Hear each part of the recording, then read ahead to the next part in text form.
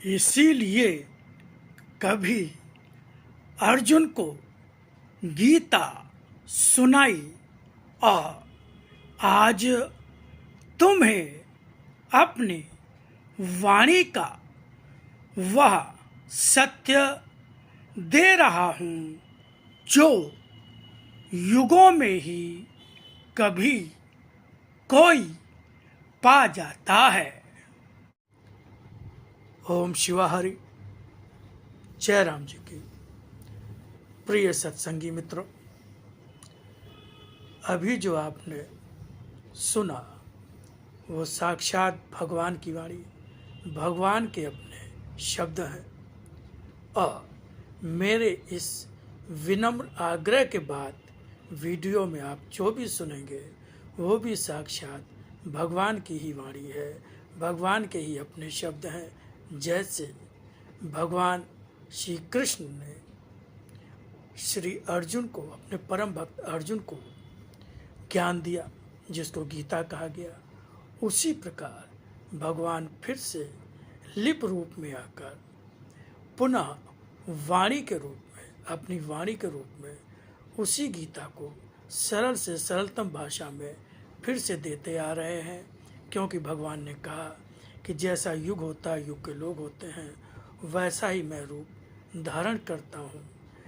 तो इसको आप पूरी श्रद्धा से सुने और हृदयंगम करें और पूरे विश्वास के साथ इसको भगवान की ही वाणी माने।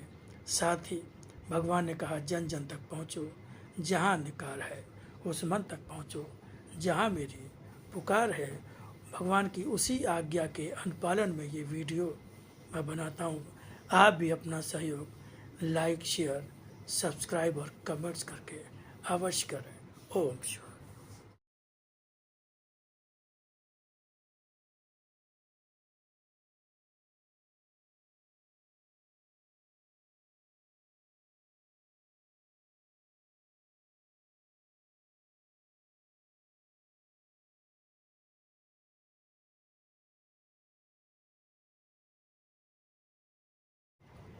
मनुष्य के मन की यही तो कमजोरियां हैं जिनसे वह मुक्त तो नहीं होता, बल्कि समझते हुए भी कि वह किन्हीं दुर्बल स्थितियों में फंसने जा रहा है, स्वयं को पूर्ण रूप से मुक्त करने के प्रयत्न न करते हुए और भी ऐसी स्थितियों को पैदा कर लेता है कि जीवन और भी अधिक उन्हीं के बीच फंस जाता है।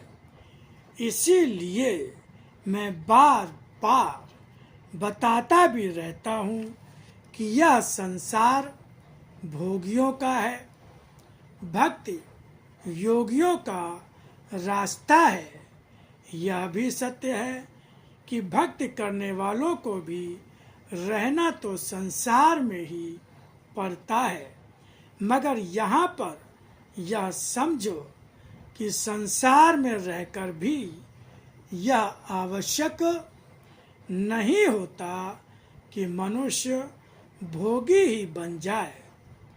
जब भोजन होते हुए भी व्रत रखने की परंपरा का निर्वाह करते हो और जब व्रत रखने में अखंड विश्वास रखते हुए व्रत भी अवश्य रखते हो, तब भोगों के बीच में रहकर भोग की लालसा से भी मुक्त मन रखने की चेष्टा का व्रत क्यों नहीं रख पाते हो। वास्तविक व्रत तो यही होता है, न कि भोजन खाना या न खाना। समय की सीमाओं में बंधा हुआ जीवन जिस असत्य के बीच जी रहा है, यह उसी का परिणाम होता है कि कहीं न कहीं पर किसी भी रूप में जीवन के सामने बहुत बड़ी कठिनाइयाँ भी आ ही जाती हैं, बहुत बड़ी कठिनाइयाँ भी आ ही जाती हैं, मगर फिर भी जो सत्य पर अखंड विश्वास कर रहा होता है उसके लिए इन सभी स्थितियों का होना या न होना अर्थहीन अथवा नगण्य होता है। परिस्थितियों का रूप रोग हो, समस्या हो, संघर्ष हो या फिर अपनों का दिया असत्य हो, जीवन को कष्ट भी देता है मगर स्थायी नहीं होता। जितनी ही कठिन आंधी होती है उतनी ही धूल उड़ती है, मगर सारे बादल समाप्त हो जाते हैं। अंधेरा दूर होकर उजाला और भी बढ़ जाता है। इन परिस्थितियों में कठिनाई भी उसी को होती है जो आगे बढ़ता ही रहता है, वह बढ़ता भी जाता है। जो ठहर ही जाता है वह ठहरा ही रह जाता है। जब बढ़ने वाला, प्रयत्न करने वाला बढ़ता जाता है तब उसके तन और मन की शक्ति तो बढ़ ही जाती है, आत्मविश्वास भी बढ़ जाता है। मेरी दिव्य शक्तियों का जीवन संसार के लिए नहीं, मेरे लिए कर्म करने के लिए होता है। इसलिए वे संसार के किसी आकर्षण के द्वारा आकर्षण में बंध नहीं पाती। संसार का असत्य असत्य ही रहता है और वह असत्य उनके जीवन को बांध नहीं पाता। तब यह तो भाग्य ही होता है जो उन्हें साधारण जैसा जीवन जीने के लिए लाता ही नहीं। तब साधारण जैसा जीवन और स्थितियां उन्हें प्राप्त भी किस तरह हो सकती है। साधारण और असाधारण का साथ ऐसा ही होता है। साधारण रूप में साथ है उस साधारण का जिसे संसार और अपना कहते हैं। असाधारण के रूप में साथ है उसका जिसे परमात्मा कहते हैं। वह जिसने तुम्हें और तुम्हारे उस भाग्य को रचा है जो किसी का भाग्य नहीं होता।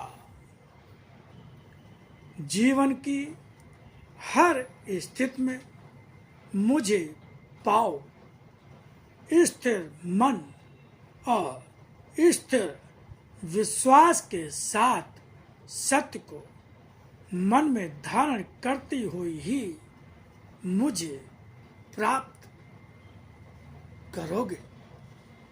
मैं जीवन में रहते हुए जीवन का अनिवार्य अंग और भाग किस तरह बनकर जीवन को आगे बढ़ाता हुआ बिना प्रयास के भी अपनी अदृश्य शक्तियों और अदृश्य में विचरती वे स्थितियां जो सूक्ष्म रूप से वातावरण में सदा ही रहती हैं, किस तरह उन्हीं के द्वारा होते उस आघात से हर उस आसुरी शक्ति को परास्त करता हूँ जो आज तक भी बाधा ही देती रही थी और आगे बाधा बनकर आ पाए उसके पूर्व ही समय की बाहों में फंसते रूपों में देखो।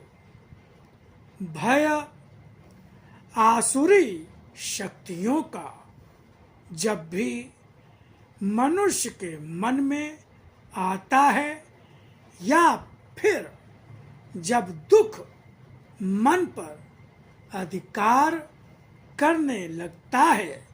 रूप मन का दुर्बल हो जाता है और दुर्बल होने देना मुझ पर विश्वास की गति और शक्ति को क्षीण करता है और यह मेरे भक्त का लक्षण नहीं है। जीवन में वही पाओ जो जीवन को गतिपूर्ण, शक्तिपूर्ण और दृढ़ करने वाला हो।